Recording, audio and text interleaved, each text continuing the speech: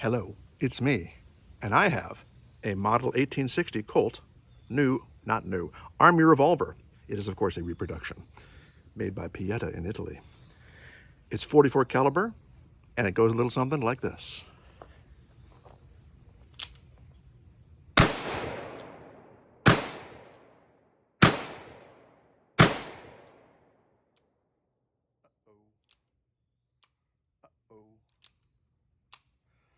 Did we lose two of our... No? Okay. Here is one of the inherent problems. Unreliable.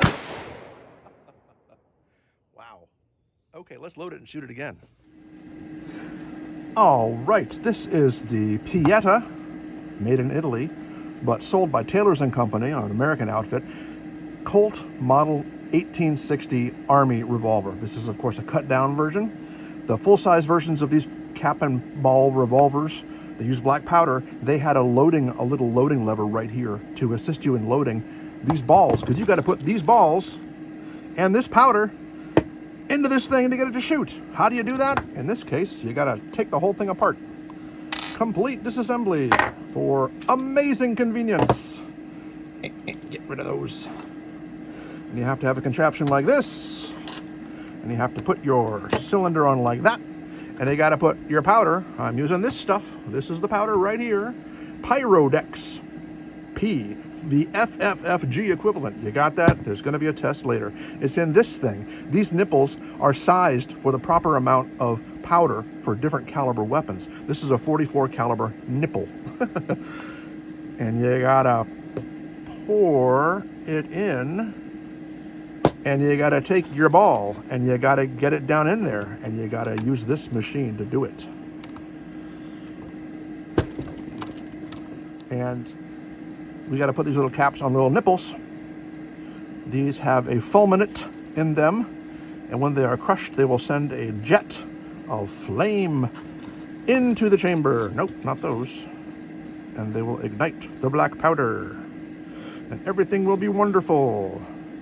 There are a lot of different kinds of contraptions with which to hold these things and put them onto your nipples, but often they're more trouble than they're worth.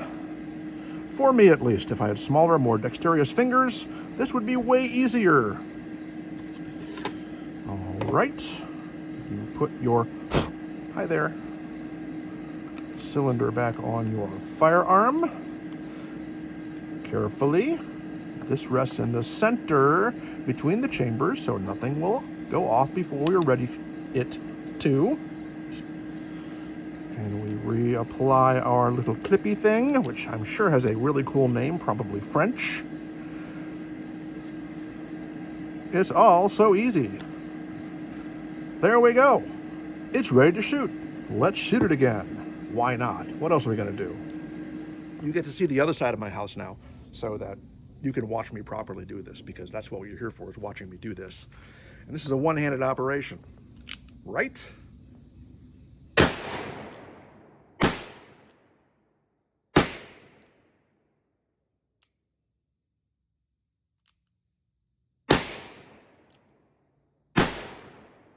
Okay, where did that bad one go? There it is. Oh, that is so unpleasant.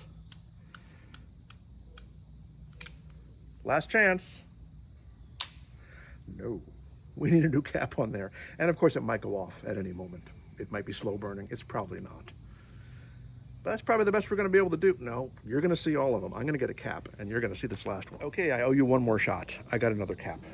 This is the inherent issue with these, and the reason that they're not considered actual firearms.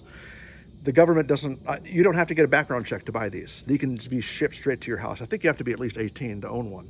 But the government does not view them as a threat. No one's going to use these to do crimes. I guess they certainly could, but they're so inconvenient and unreliable. Let's try this last one. There it is. Wow, so simple. All right, let's take a look at how we did. I think we did pretty good. Well, eventually we did pretty good. All right, so as you see, we hit the target most of the time. We would have brushed past the guy right there. He would have ducked, maybe dropped his rifle or lost the cap off of his firearm. Man, well, it's fun. It's a lot of fun, black powder pistols, but you have to clean it right now, or else it's going to fuse up and rust and never work again. Part of the fun is the inconvenience for me.